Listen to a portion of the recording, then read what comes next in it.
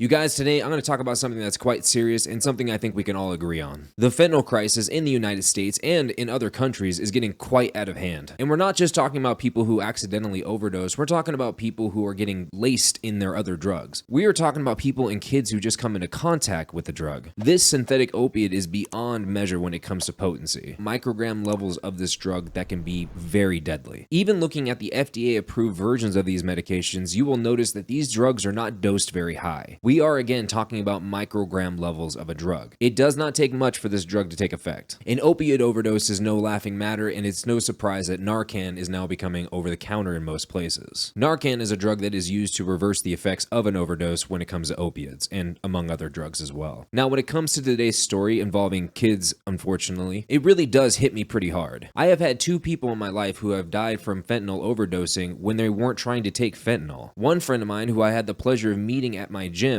suffered through a meth addiction throughout his teen years and his 20s. While being in and out of the system and finally getting clean, he had found the gym as his new drug. But as most people know, a relapse is almost inevitable at some point of time. Now, while he did relapse a few times, he always did find his way back. That, of course, until the very last time. He had found that the meth that he had purchased was laced with fentanyl. And unfortunately, when he overdosed, there was no one around and he died alone in his room. Of course, there are more gruesome details that I'm just not going to get into, but it's about as sad as it gets. The second one was a young woman who I knew who went through a very troubled past. A very beautiful woman, a very talented woman who just had a lot of issues with her family. Now, I'm not going to dive too much into that one, but that one actually had to do with cocaine and it was laced with fentanyl. And I think about the amount of deaths that have happened in these past few years, and I can only assume that some of you probably knew somebody who died of this drug, or at least came close to dying. But nothing is more sad than an accidental death of a child because of this drug. Two suspects charged with murder and death of a 1-year-old following alleged fentanyl exposure at NYC Daycare. Police arrested Carlisso Acevedo Brito, 41, and Gary Mendez, 36, after a 1-year-old boy died and 3 other children were hospitalized because of suspected fentanyl exposure. A man and a woman have been arrested on murder charges after a 1-year-old died and 3 other children were hospitalized following suspected exposure to opiates at a Bronx daycare center Friday, police said. In addition to murder charges, Carlisto, 41, and Gary, 36, were arrested Saturday night on multiple counts of manslaughter, assault, criminal possession of a controlled substance, a narcotic drug, and endangering the welfare of a child after Nicholas Dominici died and 3 other kids were hospitalized after being exposed to fentanyl at the daycare center. Police said the 911 call came in after 2:40 p.m. on Friday. Officers discovered Dominici unconscious and unresponsive, and he was pronounced dead at Montefiore Medical Center upon arrival. Officers also found an unconscious 2-year-old boy and an 8-month-old girl, who were also transferred to Montefiore. The boy is in critical condition and the girl is stable, police said. The third child, a 2-year-old boy, was hospitalized at Bronx Care Health System, where he is in stable condition, police said. Before I go any further, I do want to apologize if I mispronounce anybody's names. Tristeza,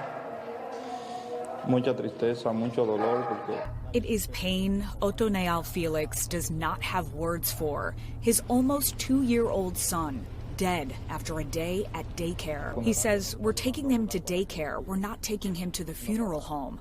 Little Nicholas had been going to Divino Niño on Morris Avenue only 1 week. Overnight, investigators in protective gear and masks hauling out evidence, including, police say, a device used for packaging large quantities of drugs. Mayor Eric Adams promising answers. And we are going to find out the cause of this incident. The city's Department of Health says Divino Niño opened up in January and is licensed by the state. It went through 2 routine inspections as part of the process and a surprise inspection just last week. No violations were found. Tonight, the owner of the daycare and a man are in custody.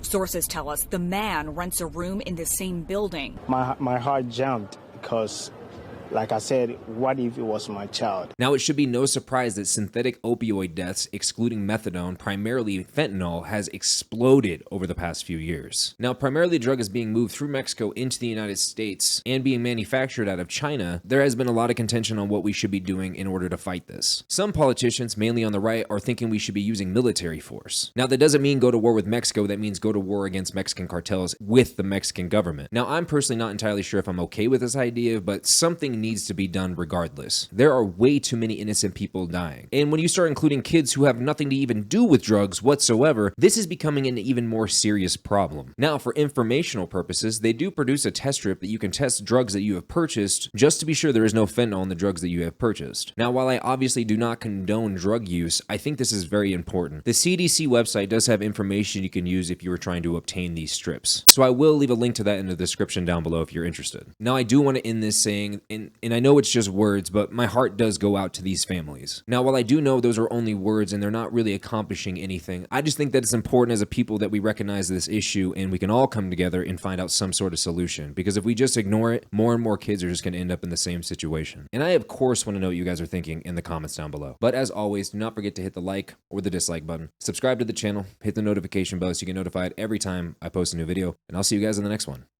Peace.